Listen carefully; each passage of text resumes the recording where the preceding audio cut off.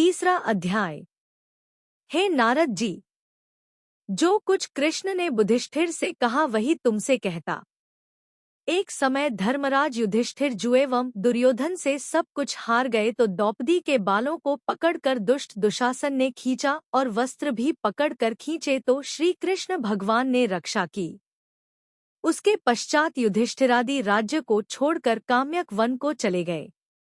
वहां पर वन में युधिष्ठिरादि बाल विखेरे वन में रहने वाले हाथियों की तरह वन के फलों को खाकर अति दुख को प्राप्त हुए।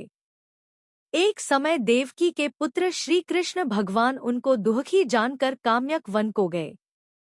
उस समय युधिष्ठिरादि श्री कृष्ण भगवान को देखकर ऐसे हुए मानो देह में प्राण आ गए हों। वे बड़े प्रेम से मिले और हरि के चरण कमल में नमस्कार किया।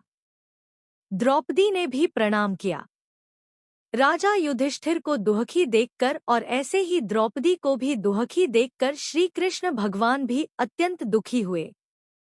जब विश्वात्मा भक्तवत्सल भगवान ने दुर्योधन को भस्म करने के लिए कोप किया तो मानो करोड़ों काल कराल समान मुख से प्रलयकाल की अग्नि उठी हो और दांतों को पीसते हुए मानो त्रिलोकी को भस्म कर देंगे।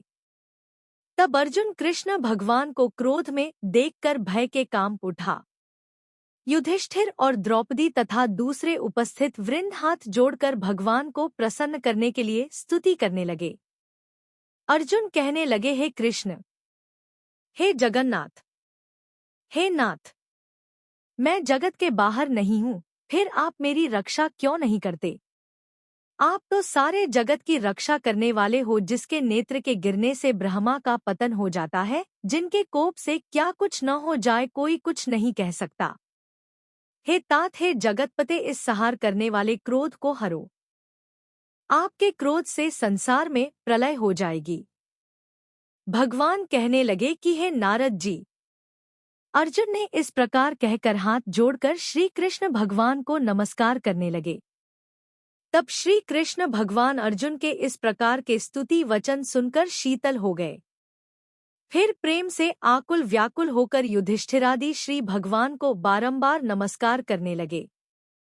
श्री नारायण कहने लगे कि हे नारद जी, इस प्रकार प्रेम से मग्न हो सिर झुकाकर हाथ जोड़ बारंबार भगवान कृष्ण को नमस्कार कर अर्जुन ने जो प्रश्न किया वह मैं तुमसे कहता हूँ। हरि भगवान यह सब सुनकर पांडवों के हितकारक वचन कहने लगे। कृष्ण कहने लगे, हे अर्जुन, मेरे वचनों को सुनो और आपने जो अपूर्व प्रश्न किया है सो यद्यपि मैं इसका उत्तर देने को समर्थ नहीं, यह गुप्त प्रश्न ऋषियों को भी कठिन है, तो भी हे अर्जुन, मैं तुम्हारी मित्रता और भक्ति से प्रसन्न होकर अत्यंत कठिन उत्तर को क्रम से कहता हूँ, सो सुनो। हे अर्जुन, कोई समय में संयोगवश अधिक मास आए, उसको सब असहाय निंदक अपूज्य मलमास और रवि की संक्रांति से वर्जित ऐसा कहते हैं। मल गंदा मास होने से स्पर्श करने योग्य नहीं है, सब कर्मों में निंदित है।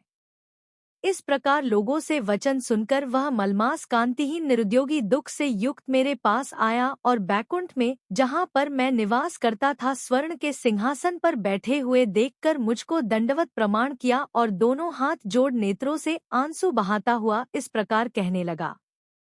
है तीसरा अध्याय समाप्त है।